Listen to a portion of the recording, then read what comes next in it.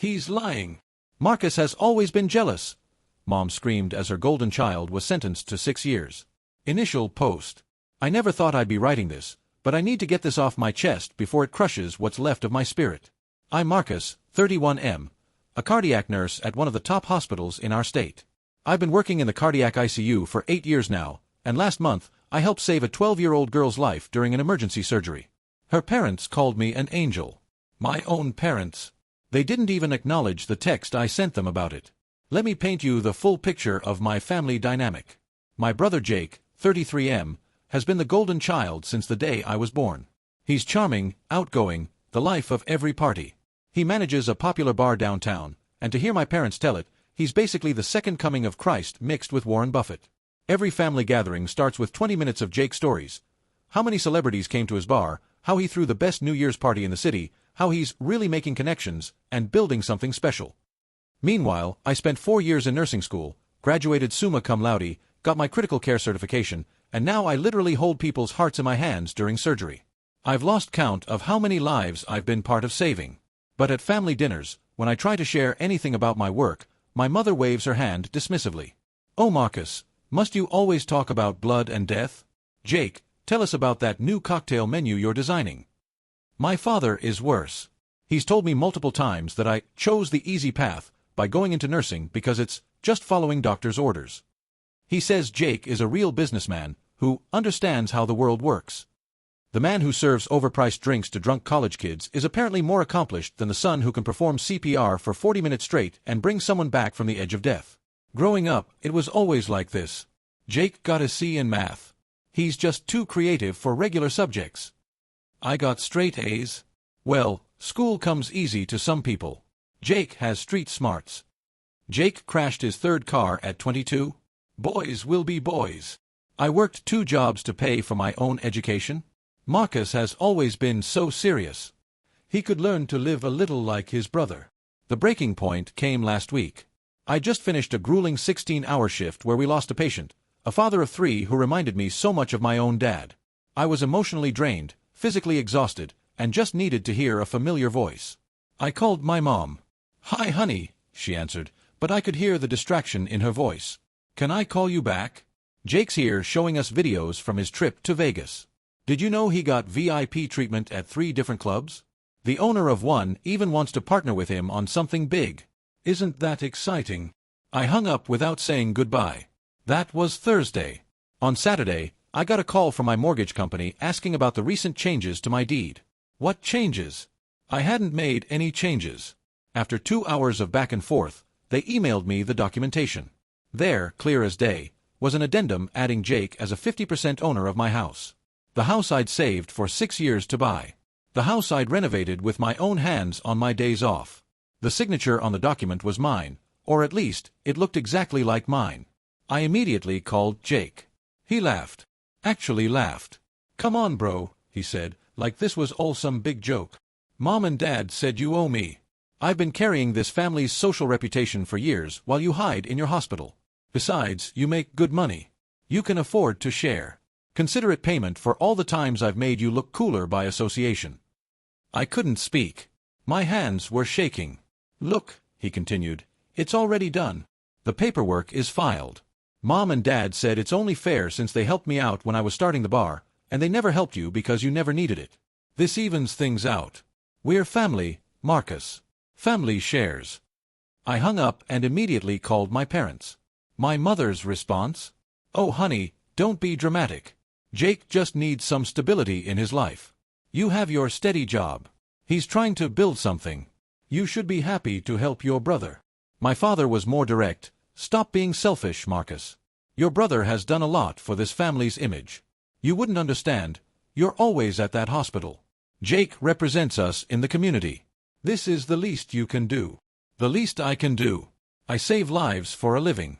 I've held crying families in my arms. I've worked through holidays and birthdays. I've given everything to a profession that demands perfection every single day. But none of that matters because I'm not fun at parties. I don't have Instagram followers. I don't know which bourbon is trendy this month. I've already contacted a lawyer and the police about the forgery.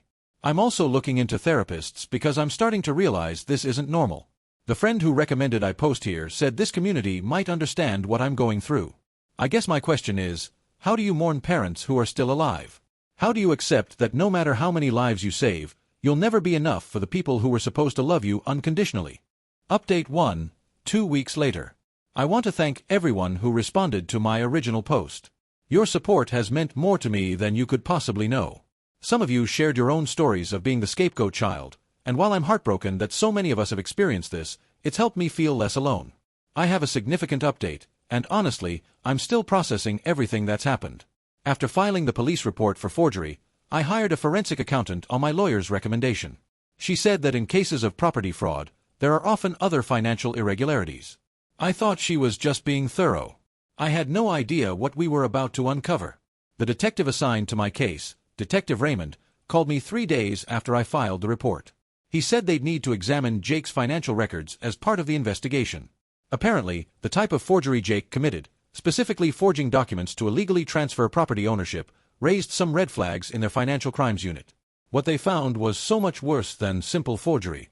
It turns out my brother, the successful businessman my parents love to brag about, has been running an illegal alcohol distribution scheme for the past 3 years. He wasn't just managing a bar, he was using it as a front to distribute untaxed alcohol across state lines. The VIP treatment he got in Vegas?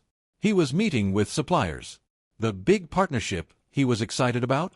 An expansion of his illegal operation. But here's where it connects to my house. Jake had been using fabricated property documents to secure illegal loans and hide assets. My house wasn't his first victim. Detective Raymond found 4 other cases where Jake had forged documents to add himself to property deeds, 2 of his ex-girlfriends, 1 elderly neighbor of my parents, and a cousin who lives in another state. He would use these properties as collateral for loans he never intended to repay, or as addresses for shell companies involved in his distribution network. The investigation moved fast after that. The FBI got involved because of the interstate commerce violations. They raided Jake's bar, his apartment, and several storage units. They found approximately $2.3 million in untaxed alcohol, falsified shipping manifests, and evidence of money laundering through various accounts. I had to sit down when Detective Raymond told me the next part. Among the seized documents, they found a notebook where Jake had detailed his plan for my house. He intended to use it as collateral for a $400,000 loan to expand his operation into 2 more states.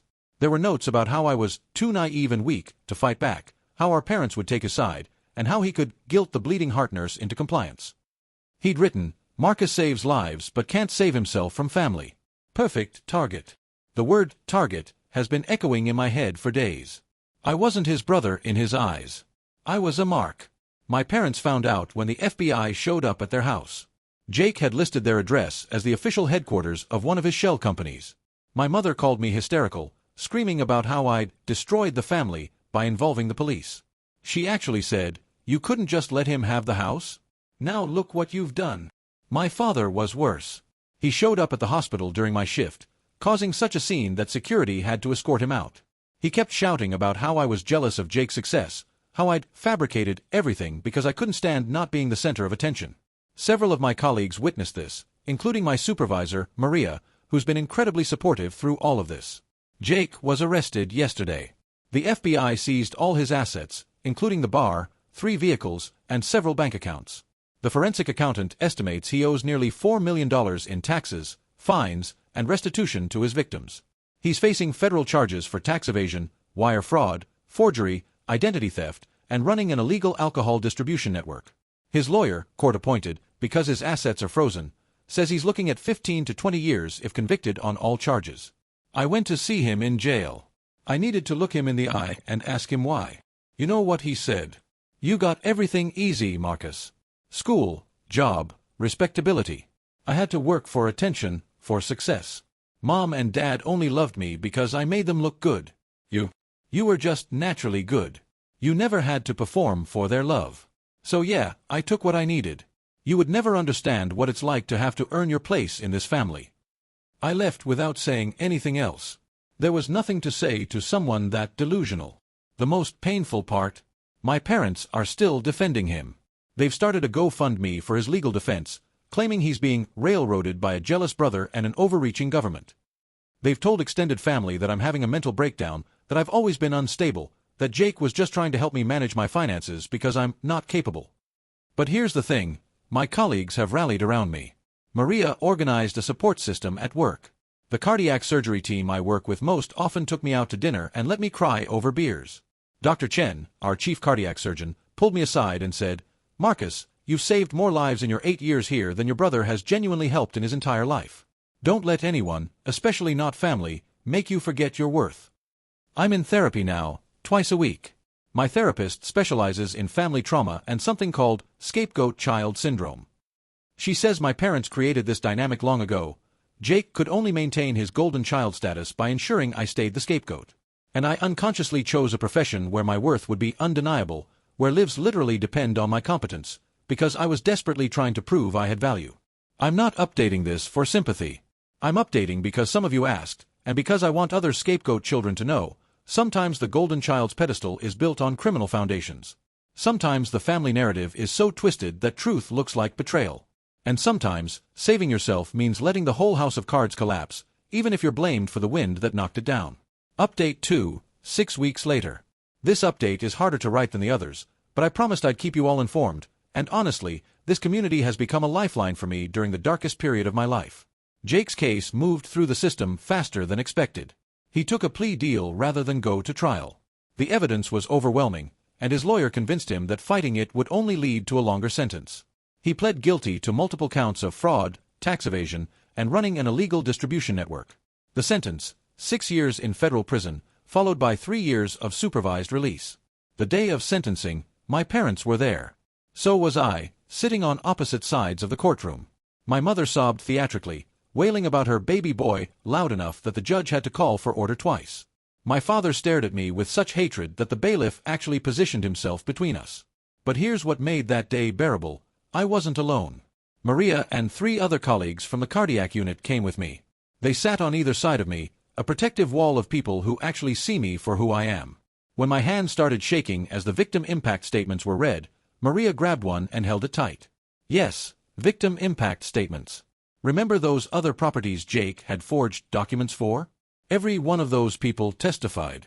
The elderly neighbor, Mr. Patterson, broke down crying as he described how Jake had convinced him to sign what he thought were neighborhood watch papers but were actually deed transfers.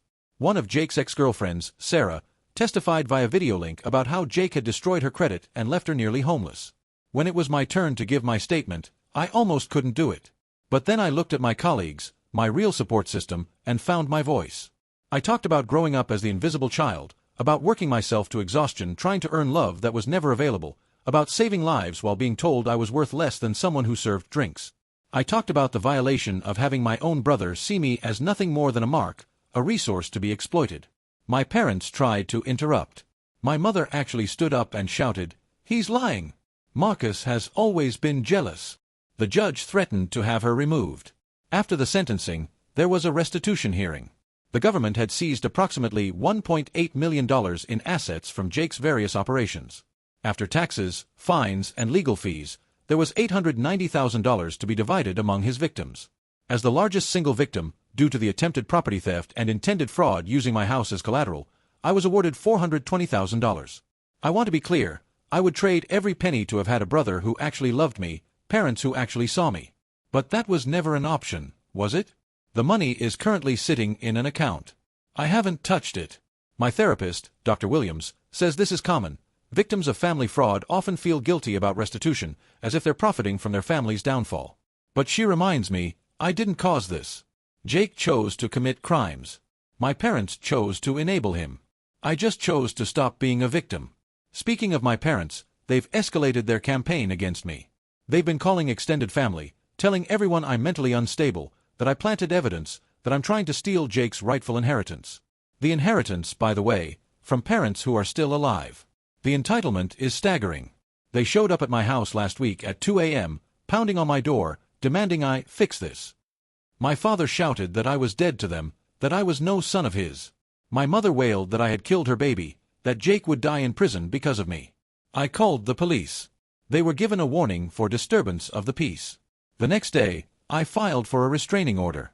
It was granted temporarily and will be reviewed for a permanent order next month. My parents are prohibited from coming within 500 feet of me, my home, or my workplace. You'd think this would devastate me, and in a way, it does. But mostly, I feel free. For the first time in my life, I'm not trying to earn their love. I'm not competing with a ghost of who Jake pretended to be. I'm just Marcus, cardiac nurse, good colleague, and apparently, according to my last performance review, an invaluable asset to the cardiac care team whose compassion and skill have saved countless lives. My colleagues have become my chosen family. We've had dinner together every Sunday since the trial. Dr. Chen and his wife invited me to their Thanksgiving. Maria's kids call me Uncle Marcus now. The nursing staff has started a tradition where we celebrate each other's wins, no matter how small. Last week, they threw me a party because I successfully completed a particularly difficult central line placement. It was a small thing, but they cheered like I'd won the Nobel Prize. Dr. Williams has been helping me understand that my entire life has been shaped by emotional abuse and neglect. She says children who grow up like I did often go into helping professions, desperately trying to prove their worth by saving others because they couldn't save themselves. But she also says that breaking the cycle, like I'm doing now, is the hardest and bravest thing someone can do. I've also started attending a support group for adults who were scapegoat children. Hearing their stories, sharing mine, realizing that so many of us have the same wounds, it's been transformative. We're all successful in our fields, doctors, teachers, engineers, social workers, yet we all struggled with the same feeling of never being enough for the people who should have loved us most. The group has taught me something crucial. The scapegoat child often threatens the family system simply by existing. We're the truth-tellers, the ones who refuse to play along with the dysfunction. Our very presence challenges the narrative. Jake needed me to be less than so he could be more than. My parents needed me to be the problem so they didn't have to face their own failures. And when I finally refused to play my assigned role, the whole system collapsed. Final update, 2 months later. I'm writing this final update from a different place, physically and emotionally. So much has changed since my last post that I hardly recognize my life anymore, and I mean that in the best possible way. First, the legal updates. The permanent restraining order against my parents was granted. They're prohibited from any contact with me for the next 3 years. They violated the temporary order twice, showing up at the hospital and calling me from different numbers, so the judge had no hesitation in making it permanent. They've also been charged with harassment and witness intimidation, as they tried to pressure me to recant my testimony. They each received probation and mandatory counseling. Jake is serving his time at a federal facility about 4 hours away. He's written me 6 letters. I've read none of them. My therapist has them in case I ever want to read them in a therapeutic setting, but right now, I'm not ready. Maybe I never will be, and that's okay. The extended family has split into camps. Some believe my parents' version of events, that I'm a jealous, unstable person who destroyed the family. Others have reached out to say they always suspected something was off about the dynamic, that they saw how I was treated differently, but didn't know how to intervene. My Aunt Linda, my mother's sister, told me she's been in therapy herself, processing how she enabled my parents by staying silent. She apologized and asked if we could rebuild our relationship. We're taking it slow, but we had coffee last week, and it was nice. Now for the positive changes. I used part of the restitution money to completely renovate my home, not because it needed it, but because I needed to reclaim it. Every room Jake's presence had tainted has been transformed. My colleagues helped me paint, and we turned it into a celebration of new beginnings. My living room wall now has a photo collage of the cardiac team and the families we've helped. It's my wall of chosen family and actual impact. I also used some of the money to establish a fund at the hospital for cardiac patients who can't afford their medications. It's called the Second Chances Fund. In 6 weeks, we've helped 12 families. Every time I sign off on a disbursement, I think about Jake claiming I owed him for being the fun one. Well, keeping people alive so they can have fun with their families seems like a better investment. But the biggest change is the support group I started. After seeing how much the scapegoat support group helped me, I realized there were probably healthcare workers with similar experiences. I started Healthcare Heroes from Har Homes, we're working on the name, a support group specifically for medical professionals who grew up as scapegoat children. Our first meeting had 3 people. Our last meeting had 24. We meet every Thursday evening at the hospital. We talk about how our childhood trauma drives us to save others, how we seek validation through our work, how we struggle with imposter syndrome despite our achievements. But we also celebrate each other's wins, support each other through losses, and remind each other that our worth isn't determined by our productivity or our family's approval. Dr. Chen attended one meeting as a guest speaker. He talked about how many healthcare workers come from dysfunctional families, drawn to healing because we couldn't heal our own homes. He said something that stuck with me: you cannot save people who don't want to be saved, but you can save yourself and, in doing so, become someone who can truly save others. Last month, something remarkable happened. A patient's daughter recognized me from one of my mom's Facebook rants. She's been posting about her ungrateful son, despite the restraining order preventing direct contact. The daughter pulled me aside and said, "I know you. You're the nurse whose family disowned him for standing up to fraud. I want you to know, you saved my father's life last year, and now you've shown me it's okay to stand up to my toxic family too. You're a hero twice over." My colleagues have become more than just chosen family, they've become my foundation. Maria and her husband invited me to be their youngest son's godfather. The ceremony is next month. Dr. Chen is recommending me for Advanced Cardiac Care Certification Program, saying I have the rare combination of technical skill and emotional intelligence that makes exceptional cardiac nurses. The entire unit pitched in to get me a leather-bound journal with "Marcus, the heart we choose" engraved on it. I cried for an hour. But perhaps the most profound change has come from an unexpected source. Last week, my mother's sister Linda forwarded me a letter my mother had written to her but never sent. Linda found it while helping clean out some of my grandmother's things. It was dated 2 weeks after Jake's arrest. In it, my mother admitted she always knew Jake was troubled, that she and my father had enabled him because they were afraid of losing him, that they pushed me away because my success highlighted their failures as parents. She wrote, "Marcus never needed us, so we convinced ourselves he didn't deserve us. The truth is, we didn't deserve him." Linda asked if I wanted her to tell my mother she'd found the letter. I said no.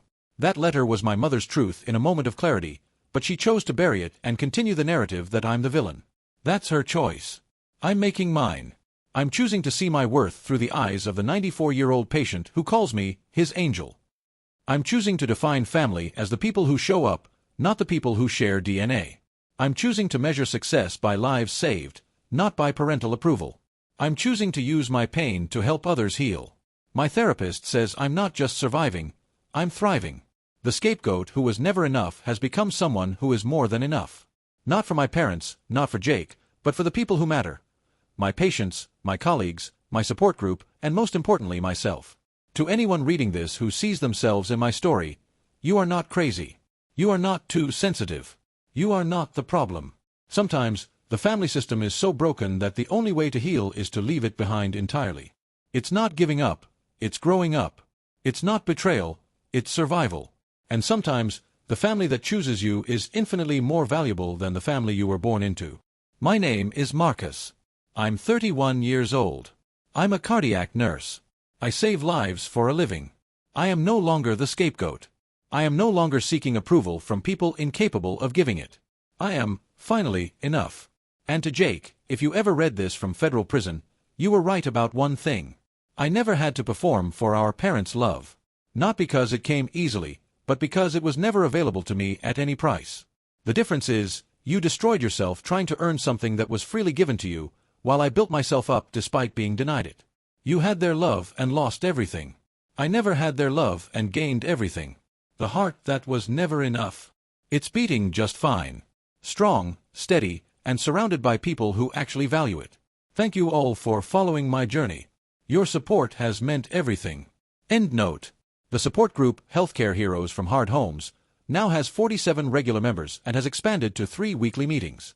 We've started a mentorship program for healthcare students from similar backgrounds. The Second Chances Fund has helped 58 families in 4 months. I still work my shifts in the cardiac unit. I still save lives. But now, I do it as someone who knows his worth isn't determined by those who refuse to see it, but by those whose hearts literally depend on mine.